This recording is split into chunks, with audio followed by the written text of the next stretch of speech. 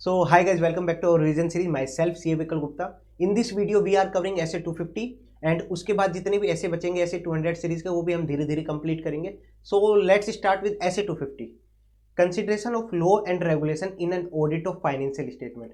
Auditor जब audit procedure perform करता है for an audit of financial statement, तो वहाँ पे वो लॉ एंड रेगुलेशंस का कंप्लायंस भी चेक करता है कि एंटिटी ने लॉ एंड रेगुलेशंस को कंप्लाई करा है या नहीं करा, क्योंकि उसका इफेक्ट कहाँ पे आ सकता है, फाइनेंशियल स्टेटमेंट पे.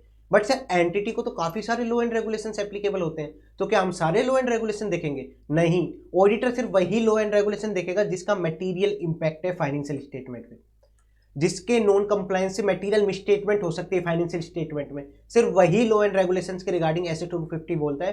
एंड ऑडिटर सिर्फ वही लॉ एंड रेगुलेशन को देखेगा जिसका मटेरियल इंपैक्ट आ सकता है फाइनेंशियल स्टेटमेंट पे. सर एक नॉन कंप्लायंस हुआ है लॉ एंड रेगुलेशन का जिसका मटेरियल इंपैक्ट तो नहीं है, सिर्फ इंपैक्ट जरूर आ रहा है फाइनेंशियल स्टेटमेंट पे बट मटेरियल इंपैक्ट नहीं है, तो उस केस में ऐसे 250 कंसीडर नहीं करता. हम यहाँ पे वही कंसीडर करेंगे जिससे मटेरियल इंपैक्ट आ सकता है, जिससे यूजर्स के डिसीजन इन्फ्लुएंस हो सकते हैं. बट साथ साथ एक चीज और, सर ये प्रिवेंट करना किसकी रेस्पॉन्सिबिलिटी होगी, non compliance of law and regulation? अरे प्रिवेंट ऑडिटर थोड़ी करेगा, प्रिवेंट तो मैनेजमेंट करेगी ना. ऑडिटर तो आके चेक करेगा यार नॉन कंप्लायंस कर है तो नहीं, कहीं कंप्लायंस करा है नहीं करा. अगर प्रिवेंट करना है, नॉन कंप्लायंस होने से बचना है, तो वो कौन करेगी? मैनेजमेंट. मैनेजमेंट कैसे करेगी? अपने पॉलिसीज एंड प्रोसीजर से. मैनेजमेंट अपने इंटरनल कंट्रोल को इंप्लीमेंट करेगी. वो सब चीजें हम यहाँ नीचे डिस्कस करेंगे. बट ऑडिटर की रेस्पॉन्सिबिलिटी नहीं है प्रिवेंशन द नॉन कंप्लायंस. हमने ऐसे 240 के अंदर क्या देखा था, ऑडिटर की रेस्पॉन्सिबिलिटी नहीं है prevention and detection of fraud, और ना ही ऑडिटर की यहाँ पे क्या responsibility, prevention of non compliance. वो सब मैनेजमेंट की रेस्पॉन्सिबिलिटी है.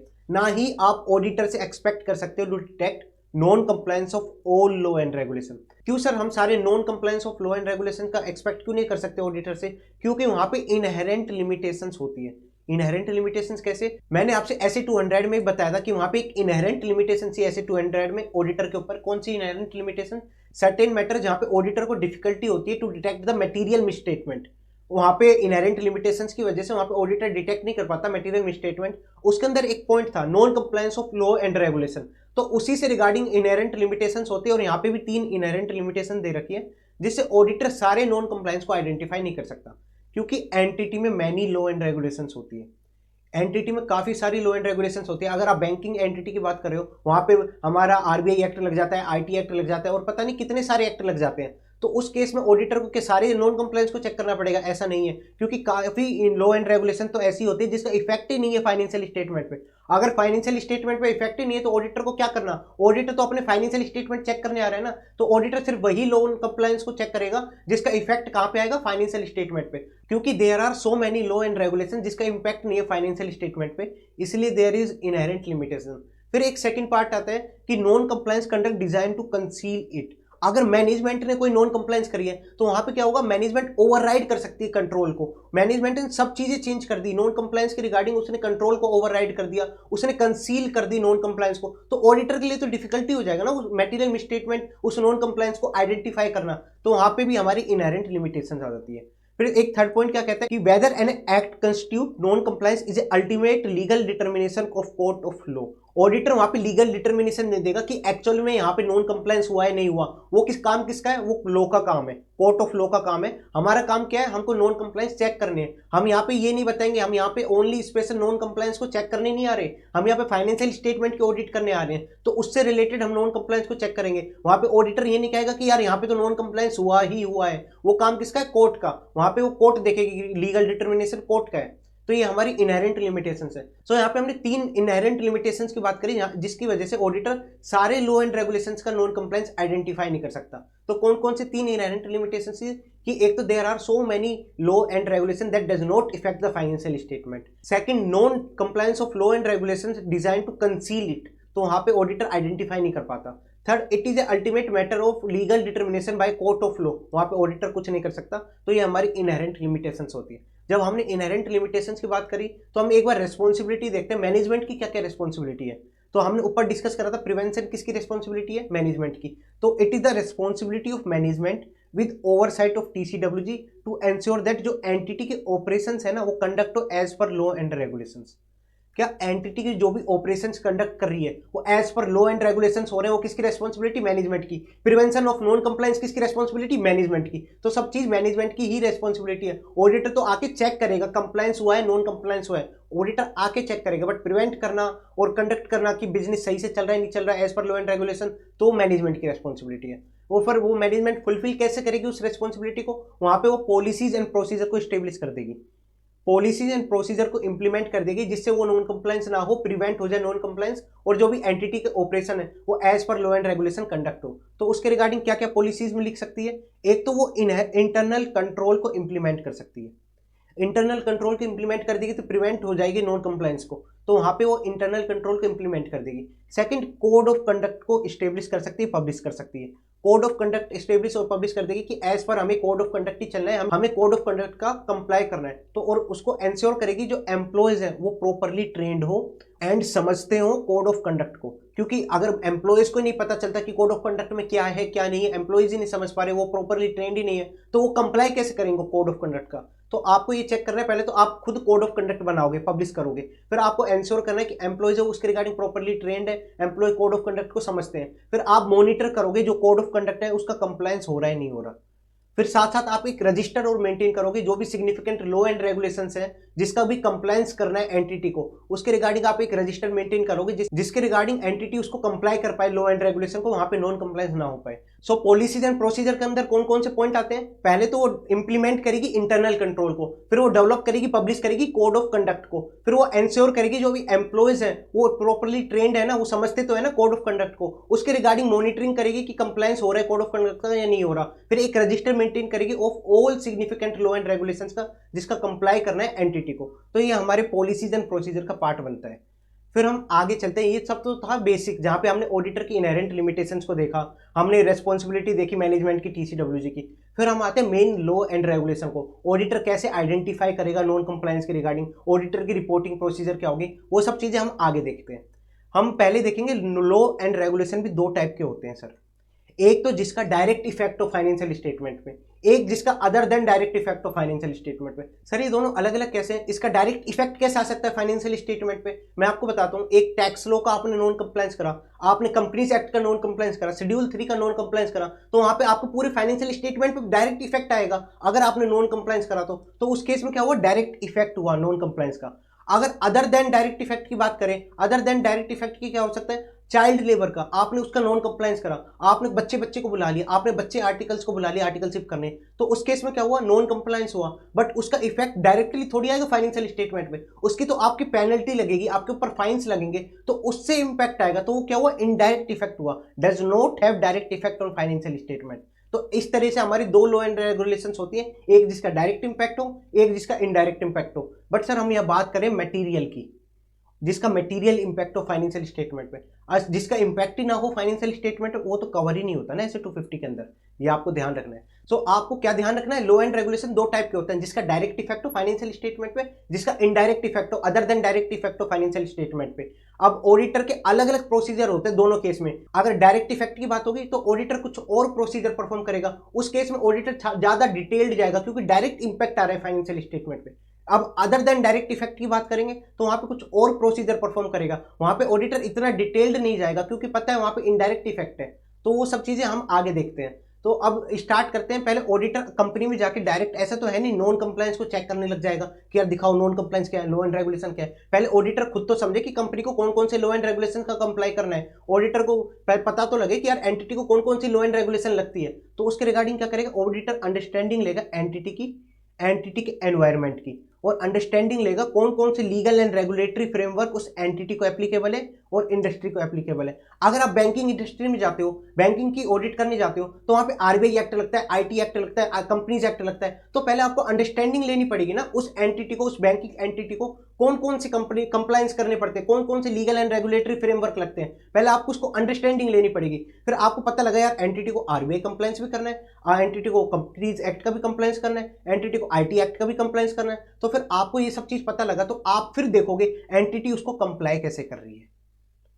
पहले क्या करा? आप अंडरस्टैंडिंग लोगे एंटिटी की एंड उसके एनवायरनमेंट की, उसके अंदर आप अंडरस्टैंडिंग लोगे कौन कौन से लीगल फ्रेमवर्क लग रहे हैं एंटिटी को ऊपर, और एंटिटी की इंडस्ट्री में कौन कौन से लीगल एंड फ्रेमवर्क लगते हैं। तो उसके बाद आप देखोगे यार एंटिटी उस चीज को कंप्लाई कैसे कर रही है, तो वहां पे क्या करा आपने, legal and regulatory framework applicable to entity, उसकी अंडरस्टैंडिंग ली, साथ साथ आपने इसकी अंडरस्टैंडिंग ली how the entity complying with that framework, आपको अंडरस्टैंडिंग मिल गई। फिर आप क्या करोगे, प्रोसीजर परफॉर्म करोगे किस चीज का। अगर हम डायरेक्ट इफेक्ट की बात करेंगे तो उस केस में आप लोगे sufficient and appropriate audit evidence. मैं बात कर रहा हूं जिसका डायरेक्ट इफेक्ट है फाइनेंशियल स्टेटमेंट में, उसके रिगार्डिंग आप क्या करोगे, sufficient and appropriate audit evidence obtain करोगे। क्या आपने कंप्लायंस करा है लॉ एंड रेगुलेशन का या नहीं करा, आप देखोगे क्या कंप्लायंस हुआ है या कंप्लायंस नहीं हुआ, दोनों चीज चेक करोगे, कंप्लायंस हुआ है कंप्लायंस नहीं हुआ, किसके रिगार्डिंग, जिसका डायरेक्ट इफेक्ट है फाइनेंशियल स्टेटमेंट में। सर डायरेक्ट इफेक्ट कैसे आएगा फाइनेंशियल स्टेटमेंट में, वो आप मटेरियल अमाउंट का इफेक्ट आ सकता है या डिस्क्लोजर का इफेक्ट आ सकता है फाइनेंशियल स्टेटमेंट, या तो आपका मटेरियल अमाउंट पे इफेक्ट आ सकता है या डिस्क्लोजर पे इफेक्ट आ सकता है फाइनेंशियल स्टेटमेंट के, ऐसे आपके फाइनेंशियल स्टेटमेंट पे डायरेक्ट इफेक्ट आ सकता है। तो हमने क्या करा, डायरेक्ट इफेक्ट के केस में हम क्या करेंगे, sufficient and appropriate audit evidence लेंगे, किसके रिगार्डिंग, कि कंप्लायंस हुआ है कंप्लायंस नहीं हुआ। बट सर अब अदर देन डायरेक्ट इफेक्ट का क्या करेंगे, वहां पे ऑडिटर को इतना डिटेल जाने की जरूरत नहीं होती, वहां पे ऑडिटर क्या करेगा, मुझे तो कुछ प्रोसीजर परफॉर्म करने हैं जिससे मुझे कोई ऐसा इंस्टेंस मिल जाए कि नॉन कंप्लायंस हुआ है। ऑडिटर ये नहीं देखेगा कि कंप्लायंस हुआ है, कंप्लायंस कर रहा है एंटिटी ने, या कंप्लायंस नहीं करा, ऑडिटर तो सिर्फ कुछ प्रोसीजर परफॉर्म कर लेगा जिससे ऑडिटर को आइडिया मिल जाए कि यार यहाँ पे नॉन कंप्लायंस है या नहीं है, इतना ज्यादा डिटेल नहीं जाएगा अदर देन डायरेक्ट इफेक्ट में। तो सर वो कौन कौन से प्रोसीजर परफॉर्म करेगा, इंक्वायर करेगा मैनेजमेंट से, टीसीडब्ल्यूजी से, कि मैनेजमेंट टीसीडब्ल्यूजी तुम तो प्रिवेंट करते हो नॉन कंप्लायंस को, तुम तो आपने पॉलिसीज एंड प्रोसीजर बना रखे, तुमने तो रजिस्टर मेंटेन कर रखे, तुमने तो कंप्लायंस कराओगे सारे लॉ एंड रेगुलेशन का, तो मैनेजमेंट से क्या करेगा, इंक्वायरी करेगा whether entity is in compliance with the law and regulation और नॉट, कहीं आपने नॉन कंप्लायंस तो नहीं करा, उसकी हमको इन्फॉर्मेशन दो, अगर आपने नॉन कंप्लायंस करा है, अगर आपने कंप्लायंस करा है तो वो बताओ। उसके साथ साथ क्या करेगा, इंस्पेक्ट करेगा कोरस्पोंडेंस विद रेगुलेटरी अथॉरिटीज, आपकी जो एंटिटी की कम्युनिकेशन होगी रेगुलेटरी अथॉरिटीज के साथ, उसको इंस्पेक्ट करेगा, कहीं वहां पे नॉन कंप्लायंस तो नहीं है इसलिए तो कम्युनिकेशन नहीं हो रही, वो चीजें चेक करेगा। तो अदर देन डायरेक्ट इफेक्ट के केस में क्या क्या प्रोसीजर परफॉर्म करेगा, और ये अदर देन डायरेक्ट इफेक्ट के साथ साथ डायरेक्ट इफेक्ट पे भी अप्लाई होगा यही प्रोसीजर। एक तो sufficient and appropriate audit evidence तो लोगे ही लोगे, उसके साथ साथ आप ये भी प्रोसीजर परफॉर्म कर सकते हो डायरेक्ट इफेक्ट पे भी, बट इनडायरेक्ट इफेक्ट पे आप sufficient and appropriate audit evidence तो लोगे ही नहीं, इनडायरेक्ट इफेक्ट पे आप सिर्फ यही प्रोसीजर परफॉर्म करोगे और आइडेंटिफाई करोगे क्या, इंस्टेंस ऑफ नॉन कंप्लायंस। उसके रिगार्डिंग कौन से दो प्रोसीजर, एक तो आप इंक्वायरी करोगे मैनेजमेंट टीसीडब्ल्यूजी से कि आपने कंप्लाई करा लॉ एंड रेगुलेशन का, एक इंस्पेक्ट करोगे क्या, कोरस्पोंडेंस विद रेगुलेटरी अथॉरिटीज के साथ जो भी कम्युनिकेशन होगी उसको इंस्पेक्ट करोगे। फिर सर ऐसा भी तो हो सकता है मैनेजमेंट जरूरी थोड़ी सच बताए कि उसने कंप्लायंस करा नहीं करा, तो हम क्या करें, हम मैनेजमेंट से रिटर्न रिप्रेजेंटेशन ले लेते हैं, मैनेजमेंट तू रिटर्न रिप्रेजेंटेशन लिख के दे कि तूने कंप्लायंस कराया लॉ एंड रेगुलेशन का, या कोई नॉन कंप्लायंस है तो तूने ऑडिटर के साथ डिस्क्लोज करा है, तो वो रिटर्न रिप्रेजेंटेशन ले लेंगे मैनेजमेंट से, मैनेजमेंट सारी चीजें तूने ऑडिटर को डिस्क्लोज कर दी, जिससे ऑडिटर अपनी रिस्पॉन्सिबिलिटी को कम कर दे और वो सारी चीज मैनेजमेंट के ऊपर डाल दे। तो ये बात हो गई, हम जब ऑडिटर अंडरस्टैंडिंग लेता है नॉन कंप्लायंस के रिगार्डिंग, ऑडिटर प्रोसीजर परफॉर्म करता है नॉन कंप्लायंस के रिगार्डिंग, तो हमने क्या क्या पॉइंट देखे इसके अंदर, पहले तो ऑडिटर आएगा, आने के बाद देख अंडरस्टैंडिंग लेगा एंटिटी की एनवायरमेंट की, उन दोनों की अंडरस्टैंडिंग लेगा, उसमें पता लगेगा कि एंटिटी को कौन कौन से लॉ एंड रेगुलेशन, कौन कौन से लीगल एंड रेगुलेटरी फ्रेमवर्क का कंप्लाई करना है एंटिटी को और उसके इंडस्ट्री को। फिर देखेगा एंटिटी कैसे कंप्लाई कर रही है उस लॉ एंड रेगुलेशन का, उस लीगल फ्रेमवर्क का। उसके बाद क्या करेगा, डायरेक्ट इफेक्ट की बात है, वहां पे sufficient and appropriate audit evidence लेगा कि कंप्लायंस हुआ है कंप्लायंस नहीं हुआ। डायरेक्ट इफेक्ट कैसे आएगा, मटेरियल अमाउंट के थ्रू या डिस्क्लोजर के थ्रू। बट सर हम अदर देन डायरेक्ट इफेक्ट में क्या होगा, वहां पे ऑडिटर कुछ प्रोसीजर परफॉर्म करेगा, उससे क्या होगा, उसको आइडेंटिफाई मिलेगा कोई इंस्टेंस ऑफ नॉन कंप्लायंस, वो कंप्लायंस तो दूर की बात है, वो सिर्फ नॉन कंप्लायंस देखेगा और उसके अंदर कौन कौन से प्रोसीजर परफॉर्म करेगा, इंक्वायरी करेगा मैनेजमेंट से टीसीडब्ल्यूजी से कि भाई तुमने कंप्लायंस कराया लॉ एंड रेगुलेशन का। सेकंड इंस्पेक्ट करेगा क्या, correspondence with the regulatory authority, कोई communication with the regulatory authority. साथ साथ क्या करेगा, मैनेजमेंट से रिटर्न रिप्रेजेंटेशन ले लेगा, मैनेजमेंट तूने क्या करा है, सारे नॉन कंप्लायंस को ऑडिटर के साथ डिस्क्लोज कर दिया। तो ये ऑडिटर का प्रोसीजर था। अब आते हैं कुछ पार्ट की indications of non compliance of law and regulations. यहाँ पे हम इंडिकेशंस की बात कर रहे हैं, यहाँ पे नॉन कंप्लायंस नहीं हुआ, यहाँ पे आपको कुछ ऐसे मैटर्स मिले जहाँ पे आपको लग सकता है कि वहाँ पे नॉन कंप्लायंस हो सकता है, तो वो ये सारे मैटर्स हैं कि when auditor become aware of information of following matters it may be a indications of non compliance. अगर आपको एडवर्स मीडिया कमेंट्स मिले, आपको पता लगा मीडिया में तो एडवर्स कमेंट है एंटिटी के अगेंस्ट में, तो आपको यहाँ पे आइडिया मिल सकता है कि यहाँ पे नॉन कंप्लायंस हो सकता है, बट जरूरी नहीं वहां पे नॉन कंप्लायंस ही हो, वो तो ऑडिटर प्रोसीजर परफॉर्म करेगा, उसके बाद पता लगेगा कि यहाँ पे नॉन कंप्लायंस हुआ है या नहीं हुआ। तो ये सारे इंडिकेशंस है, इन्वेस्टिगेशन बाय रेगुलेटरी और गवर्नमेंट डिपार्टमेंट। अगर इन्वेस्टिगेशन करिए गवर्नमेंट डिपार्टमेंट रेगुलेटरी अथॉरिटी, तो आपको लग सकता है कि यार इन्वेस्टिगेशन क्यों चल रहा है, कहीं नॉन कंप्लायंस तो नहीं करा, इसलिए। Purchase at price significantly above and below the market price, या तो आपने कुछ ज्यादा ही हाई प्राइस में परचेज कर लिया या कुछ ज्यादा ही लो प्राइस में परचेज कर लिया, ऑडिटर को क्या लगेगा, दया यहाँ तो कुछ गड़बड़ है रे, तो वहां पे ऑडिटर ज्यादा प्रोसीजर परफॉर्म करेगा। उसके बाद क्या आएगा, unusual payment to the legal and retentive fee. अगर आप कुछ ज्यादा पेमेंट कर रहे हो लीगल अकाउंट में, आप क्या होगा वहां पे आप कुछ लॉयर से एडवाइस ले रहे हो रिगार्डिंग नॉन कंप्लायंस कंप्लायंस, तो ऑडिटर वहां पे प्रोसीजर ज्यादा परफॉर्म करेगा। या आपकी कोई ट्रांजेक्शन हो रही है किसके साथ, कोई company registered under tax haven, कोई कंट्री ऐसी कंट्री में रजिस्टर्ड है जहां पे टैक्स पे करने की नीड नहीं है, जहां पे टैक्स चोरी होती है उस कंट्री में, तो वहां पे ऐसी ट्रांजेक्शन हो रही है तो वहां पे नॉन कंप्लायंस हो सकता है। या फिर payment of goods and services made other than the country from which goods and services originated. तो ये सारे क्या इंडिकेशंस की बात करता है। यहाँ पे जरूरी नहीं है नॉन कंप्लायंस हो, बट ये इंडिकेशन देता है कि यहाँ पे नॉन कंप्लायंस हो सकता है। तो कौन कौन से इंडिकेशंस हो सकते हैं, इन्वेस्टिगेशन बाय रेगुलेटरी अथॉरिटीज और गवर्नमेंट डिपार्टमेंट, या फिर आपने परचेज करा है सिग्निफिकेंटली हाई प्राइस पे या सिग्निफिकेंटली बिलो प्राइस पे, दया वाला।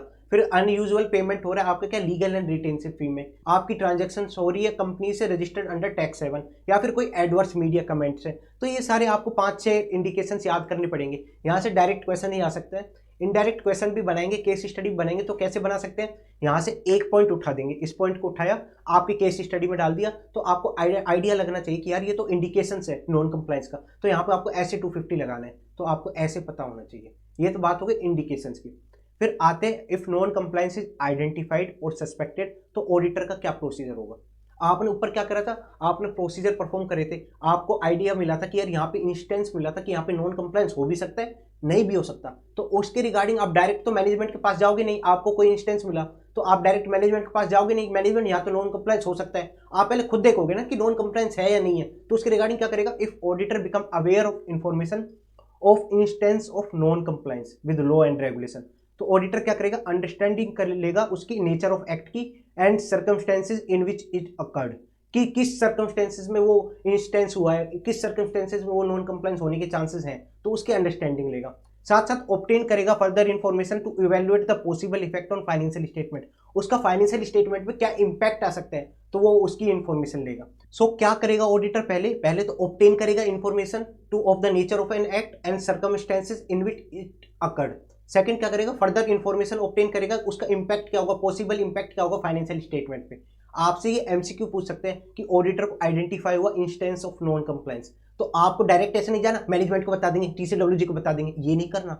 आप एमसीक्यू में क्या लिख के आओगे, पहले ऑडिटर खुद अंडरस्टैंडिंग लेगा उस इंस्टेंस की, उस नॉन कंप्लायंस की, फिर वो जाएगा मैनेजमेंट के पास, टीसीडब्ल्यूजी के पास। तो बाद में क्या करेगा, अगर आपको सच में लगा कि there is a non compliance, तो आप क्या करो, डिस्कस करो मैटर विद टीसीडब्ल्यूजी से और मैनेजमेंट से। अगर आपको लगा सच में नॉन कंप्लायंस है, तो आप मैनेजमेंट से और टीसीडब्ल्यूजी से डिस्कस करो। और फिर if they do not provide sufficient information, अगर आपने मैनेजमेंट एंड टीसीडब्ल्यू से डिस्कस करना चाहा बट मैनेजमेंट और टीसीडब्ल्यूजी आपको इंफॉर्मेशन ही प्रोवाइड नहीं कर रहे, एंड आपको पता लगा वो नॉन कंप्लायंस का क्या मटेरियल इंपैक्ट है फाइनेंशियल स्टेटमेंट पे, क्या मटेरियल इंपैक्ट है फाइनेंशियल स्टेटमेंट पे, तो ऑडिटर क्या करेगा, लीगल एडवाइस ऑब्टेन करेगा। तो यहाँ पे क्या करा ऑडिटर ने, पहले मैनेजमेंट से डिस्कस करा, नॉन कंप्लायंस को आइडेंटिफाई करने के बाद डिस्कस करा मैनेजमेंट टीसीडब्ल्यूजी से। अगर टीसीडब्ल्यूजी और मैनेजमेंट ने क्या इंफॉर्मेशन प्रोवाइड नहीं करी और जो आपको नॉन कंप्लायंस मिला उसका मटेरियल इंपैक्ट है फाइनेंशियल स्टेटमेंट पे, तो ही वो ऑब्टेन करेगा लीगल एडवाइस। अगर इमैटेरियल इंपैक्ट हुआ तो वहां पे वो छोड़ देगा, वहां पे आगे नहीं जाएगा। अगर मटेरियल इंपैक्ट है तो ऑब्टेन करेगा लीगल एडवाइस। एंड अगर सफिशिएंट इंफॉर्मेशन ऑब्टेन नहीं कर पाया regarding non compliance, suspected non compliance के रिगार्डिंग वो सफिशिएंट इंफॉर्मेशन ऑब्टेन नहीं कर पाया, तो ऑडिटर अपने ओपिनियन को चेंज कर सकता है, ओपिनियन को, क्योंकि उसको lack of sufficient and appropriate audit evidence है, वहां पे वो ऑडिट एविडेंस ऑब्टेन ही नहीं कर पाया, तो उससे ऑडिटर के ओपिनियन पे इंपैक्ट आ सकता है। तो अगर ऑडिटर को आइडेंटिफाई हो गया नॉन कंप्लायंस, उसके रिगार्डिंग स्टार्टिंग क्या करेगा, पहले तो उसको इंस्टेंस मिला, इंस्टेंस मिलेगा तो पहले खुद अंडरस्टैंडिंग लेगा nature of act and circumstances in which it occurred, फिर फर्दर इंफॉर्मेशन लेगा और उसका पॉसिबल इफेक्ट देगा फाइनेंशियल स्टेटमेंट में क्या आ सकता है। फिर देखेगा ऑडिटर की यार सच में नॉन कंप्लायंस है, तो डिस्कस करेगा मैनेजमेंट एंड टीसीडब्ल्यूजी के साथ। अगर उन्होंने इंफॉर्मेशन प्रोवाइड नहीं करी, सफिशिएंट इंफॉर्मेशन प्रोवाइड नहीं करी और आपको लगता है उसका मटेरियल इंपैक्ट आ सकता है फाइनेंशियल स्टेटमेंट पे, तो आप लीगल एडवाइस ऑब्टेन करो। और अगर आपको सफिशिएंट एंड एप्रोप्रिएट इंफॉर्मेशन नहीं मिलती नॉन कंप्लायंस के रिगार्डिंग, तो आपके ओपिनियन पे भी इफेक्ट आ सकता है, आपको वो भी चेक करना है। ये तो बात हो गई ऑडिटर के प्रोसीजर की। अब बात आते हैं रिपोर्टिंग की। उससे पहले एक पॉइंट और ये आ जाता है, if management and TCWG does not take remedial actions auditor consider appropriate in the circumstances. It means auditor को था कि मैनेजमेंट एक्शन ले उसके रिगार्डिंग, नॉन कंप्लायंस के रिगार्डिंग मैनेजमेंट एक्शन ले, but management and TCWG action ही नहीं ले रही, तो उस केस में ऑडिटर क्या कर सकता है, विड्रॉल फ्रॉम एंगेजमेंट, चाहे वो मैटर मटेरियल हो चाहे मैटर मटेरियल ना हो। ये सर कहीं सुनेला सुनेला सा लग रहा है, कहां सुना है, ऐसे 240 में। ऐसे 240 में भी आपको कोई एक्सेप्शनल सर्कमस्टेंसेस ऐसे एनकाउंटर हो जाते थे, चाहे वो मटेरियल हो चाहे ना हो, आपको पता लगा कोई फ्रॉड हुआ है जो मैनेजमेंट कोई उसके रिगार्डिंग कोई एक्शन नहीं ले रही, चाहे वो इमटेरियल फ्रॉड क्यों ना हो, बट ऑडिटर की एबिलिटी के ऊपर डाउट आ जाता था उस केस में कि ऑडिटर कंटिन्यू कर पाएगा नहीं कर पाएगा, उस केस में ऑडिटर विड्रॉ करता था। सेम ऐसे ही ऐसे 250 के अंदर है, चाहे आपको मटेरियल नॉन कंप्लायंस मिला है चाहे नॉन मटेरियल है नॉन कंप्लायंस, बट आपने मैनेजमेंट को बोला और मैनेजमेंट को ठीक करना चाहिए था, मैनेजमेंट ने ठीक नहीं करा, तो उस केस में क्या कर सकते हो, आप विड्रॉ कर सकते हो एंगेजमेंट से। बट आपको पता लगा सर लीगली परमिट ही नहीं है विड्रॉ करना, मैं विड्रॉ कर ही नहीं पा रहा, तो उस केस में आप OM पैरा दोगे, उसके अंदर लिखोगे कि आप ये नॉन कंप्लायंस है और आप विड्रॉ क्यों नहीं कर पाए। उस केस में आपको दोनों चीज लिखनी है कि नॉन कंप्लायंस क्या है और आप विड्रॉ क्यों नहीं कर पाए उस केस में, तो आपको दोनों चीजें देखनी है।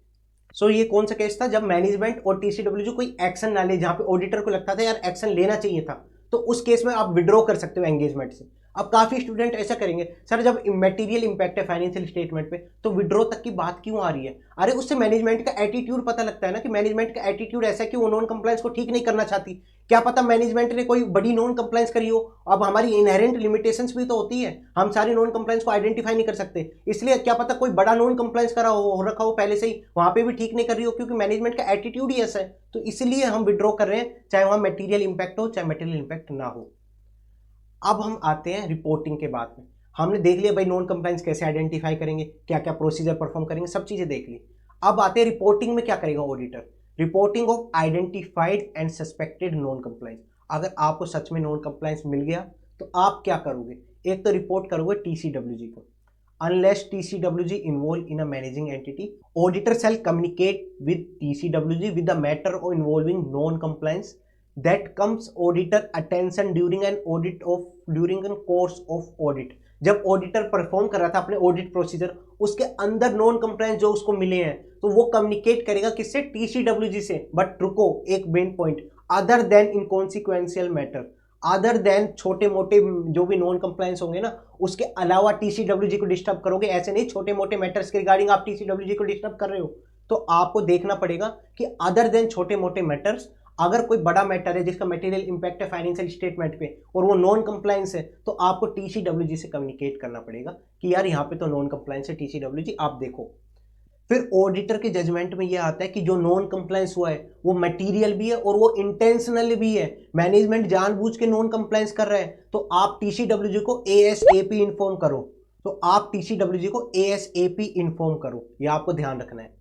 फिर आगे क्या आता है, अगर ऑडिटर को सस्पेक्ट हुआ मैनेजमेंट के साथ साथ टीसीडब्ल्यूजी भी इन्वॉल्व है नॉन कंप्लायंस में, तो आप क्या कर सकते हो, आप तो मैनेजमेंट के साथ साथ टीसीडब्ल्यूजी भी इन्फॉर्म है, तो आप टीसीडब्ल्यूजी को बता के क्या करोगे, नॉन कंप्लायंस, तो उस केस में आप क्या करोगे, नेक्स्ट हाई लेवल अथॉरिटीज को इन्फॉर्म करोगे। क्या नेक्स्ट हाई लेवल अथॉरिटीज कौन हो सकती है, ऑडिट कमिटी या फिर आपका कोई बोर्ड कमिटी, कोई भी हो कमिटी हाई लेवल अथॉरिटीज, उसको कम्युनिकेट करो। सर अगर कोई हाई लेवल अथॉरिटीज है ही नहीं, तो उस केस में आप क्या करोगे, ऑब्टेन करोगे लीगल एडवाइस। सो हम कहां पे थे, ऑडिटर रिपोर्ट करेगा टीसीडब्ल्यूजी को regarding non compliance of law and regulation, वहां पे इनकॉन्सिक्वेंशियल मैटर के अलावा रिपोर्ट करेगा, इनकॉन्सिक्वेंशियल मैटर को आप छोड़ दोगे। फिर अगर आपको पता लगा कि जो नॉन कंप्लायंस हुआ है वो इंटेंशनल है, मटेरियल है, तो उस केस में आप टीसीडब्ल्यूजी को as soon as possible inform करोगे। फिर बात आती है अगर टीसीडब्ल्यूजी भी इन्वॉल्व है मैनेजमेंट के साथ साथ, तो वहां पर क्या करोगे, नेक्स्ट हाई लेवल अथॉरिटीज के साथ कम्युनिकेट करोगे। बट सर कोई नेक्स्ट हाई लेवल अथॉरिटीज ही नहीं है, तो उस केस में आप लीगल एडवाइस ले लो बेटा, उस केस में आप लीगल एडवाइस लो। फिर आता है रिपोर्टिंग इन ऑडिट रिपोर्ट। हमने तो कम्युनिकेशन का तो देख लिया, टीसीडब्ल्यूजी से कम्युनिकेट करेंगे। ऑडिट रिपोर्ट में क्या होगा, if auditor conclude that non compliance has material effect on financial statement, उसका फाइनेंशियल स्टेटमेंट पे मटेरियल इफेक्ट है और does not reflect in financial statement, वो फाइनेंशियल स्टेटमेंट में रिफ्लेक्ट भी नहीं कर रहा, मटेरियल स्टेटमेंट की बात आ गई, तो ऑडिटर शैल एक्सप्रेस क्वालिफाइड और एडवर्स ओपिनियन। यहाँ पे एडवर्स आएगा, डिस्क्लेमर नहीं, एडवर्स ओपिनियन। आपको देखना पड़ेगा मटेरियल इंपैक्ट तो पता लग गया, आपको पता लग गया मटेरियल मिसस्टेटमेंट है, बट वो पूरे फाइनेंशियल स्टेटमेंट लेवल पे है या फिर कोई एक सर्टेन मैटर लेवल पे है, तो उस केस में आपको डिफर करेगा कि क्वालिफाइड ओपिनियन आएगा या फिर एडवर्स ओपिनियन आएगा। अगर ऑडिटर को प्रिक्लूड कर दिया किसने, मैनेजमेंट और टीसीडब्ल्यूजी ने, जिसे ऑडिटर ऑब्टेन नहीं कर पाए sufficient and appropriate audit evidence regarding non compliance, तो उस केस में क्या करोगे, क्वालिफाइड और डिस्क्लेमर ऑफ ओपिनियन दे दोगे। ये सब हमने ऐसे 700 सीरीज में ऑलरेडी कवर करा है कि कौन सा ओपिनियन कहां पे जाएगा, उस सब में ये सब चीजें हमने कवर करी है। सो ऑडिट रिपोर्ट में क्या आएगा, अगर कोई नॉन कंप्लायंस है जिसका मटेरियल इफेक्ट है फाइनेंशियल स्टेटमेंट पे और फाइनेंशियल स्टेटमेंट पे रिफ्लेक्ट भी नहीं हो रहा, तो उस केस में क्वालिफाइड और एडवर्स ओपिनियन आ सकता है। अगर मैनेजमेंट और टीसीडब्ल्यूजी ने प्रीक्लूड कर दिया ऑडिटर को, तो उस केस में आप sufficient and appropriate audit evidence obtain नहीं कर पा रहे, तो उस केस में क्या करोगे, क्वालिफाइड और डिस्क्लेमर ऑफ ओपिनियन। अब आती है reporting to regulatory and enforcement authorities. तो आपको कोई अदर रेगुलेटरी अथॉरिटी उसको तो इन्फॉर्म नहीं करना, उसके रिगार्डिंग चेक करना पड़ेगा कि कहीं ऑडिटर की और भी तो रेस्पॉन्सिबिलिटी नहीं है कि कहीं और भी तो रिपोर्ट नहीं करना। जैसे नो क्लार लग जाता है, नो क्लार अगर 250 सीआर से ज्यादा है और लिस्टेड एंटिटी है, तो उस केस में आपको नो क्लार में रिपोर्ट करना पड़ जाता है कुछ नॉन कंप्लायंस के रिगार्डिंग। तो आपको ऑडिटर की रेस्पॉन्सिबिलिटीज को चेक करना पड़ेगा कि यार यहाँ पे ऑडिटर किसी और अथॉरिटीज को किसी रेगुलेटरी रिक्वायरमेंट में तो इन्फॉर्म नहीं करना, तो वहां पे ऑडिटर की रेस्पॉन्सिबिलिटी वहां पे भी चेक होगी। तो हमने पूरे ऐसे 250 के अंदर पहले क्या देखा, हमने इनहेरेंट लिमिटेशंस देखी, जिसके अंदर 3 इनहेरेंट लिमिटेशंस थी, क्योंकि ज्यादा लो एंड रेगुलेशन होती है जिसका इंपैक्ट नहीं होता फाइनेंशियल स्टेटमेंट पे, इसलिए इनहेरेंट लिमिटेशंस होती है। या फिर management design to conceal it, या फिर legal determination court of law का होता है, ऑडिटर का नहीं होता। ये 3 इनहेरेंट लिमिटेशंस हो गई। फिर आती है रेस्पॉन्सिबिलिटी ऑफ मैनेजमेंट, जहां पे पॉलिसीज एंड प्रोसीजर स्टेब्लिश करेगी। फिर लॉ एंड रेगुलेशन 2 टाइप का होते हैं, जिसका direct effect of financial statement में, जिसका indirect effect of financial statement में। ऑडिटर आइडेंटिफाई कैसे करेगा लॉ एंड रेगुलेशंस के रिगार्डिंग, तो पहले वो अंडरस्टैंडिंग लेगा एंटिटी की एनवायरमेंट की, वहां पे देखेगा कौन कौन से लॉ एंड रेगुलेशन एंटिटी पे एप्लीकेबल है और कौन एंटिटी कैसे कंप्लाई कर रही है। फिर उसके रिगार्डिंग डायरेक्ट इफेक्ट के regarding sufficient and appropriate audit evidence लोगे। फिर नो इनडायरेक्ट इफेक्ट के रिगार्डिंग क्या करेगा, फॉलोइंग प्रोसीजर्स को परफॉर्म करेगा, जिससे इंडिकेशन मिल जाए कि वहां पे नॉन कंप्लायंस है। वहां पे कौन कौन से प्रोसीजर परफॉर्म करेगा, एक तो इंक्वायरी करेगा मैनेजमेंट से regarding compliance of law and regulation, एक इंस्पेक्ट करेगा कोरस्पोंडेंस ऑफ रेगुलेटरी अथॉरिटीज। फिर हम आए थे indications of law and regulation, जहां पे सर्टेन इंडिकेशंस थे, काफी सारे इंडिकेशंस थे जहां पे आपको पता लग सकता है कि वहां पे नॉन कंप्लायंस हो सकता है या नहीं हो सकता। फिर उसके बाद आता है ऑडिटर की, अगर आइडेंटिफाई कर लिया कि नॉन कंप्लायंस है, तो उस केस में क्या करेगा, अगर आपको कोई इंस्टेंस मिला नॉन कंप्लायंस का, तो ऑडिटर खुद अंडरस्टैंडिंग लेगा nature of the act and circumstances in which it occurred. उसके बाद देखेगा कि यार उसका पॉसिबल इफेक्ट क्या होगा फाइनेंशियल स्टेटमेंट में। अगर ऑडिटर को लगता है कि सच में नॉन कंप्लायंस है, तो टीसीडब्ल्यूजी से कम्युनिकेट करेगा, मैनेजमेंट से कम्युनिकेट करेगा। अगर टीसीडब्ल्यूजी और मैनेजमेंट सफिशिएंट इन्फॉर्मेशन प्रोवाइड नहीं करते, तो उस केस में आपको लगता भी कि यार ये मटेरियल फाइनेंशियल स्टेटमेंट में मटेरियल इंपैक्ट आएगा, तो आप लीगल एडवाइस ऑब्टेन कर लो। और अगर आप sufficient and appropriate audit evidence obtain नहीं कर पा रहे नॉन कंप्लायंस के रिगार्डिंग, तो आपके ओपिनियन पे भी इफेक्ट आ सकता है। फिर बात आई रिपोर्टिंग की। रिपोर्टिंग में हमने देखा था कि यार टीसीडब्ल्यूजी को रिपोर्ट करोगे, एक आपकी ऑडिट रिपोर्ट में रिपोर्ट जाएगा और एक रेगुलेटरी अथॉरिटी को रिपोर्ट जाएगा। तो ये पूरा ऐसे 250 के अंदर था और यहाँ पे हमने काफी डिटेल और काफी अच्छे से कवर करा है, इससे बाहर से आने की कोई भी चांस नहीं है। सो अब हम नेक्स्ट वीडियो में नेक्स्ट ऐसे को कवर करते हैं। So thank you guys.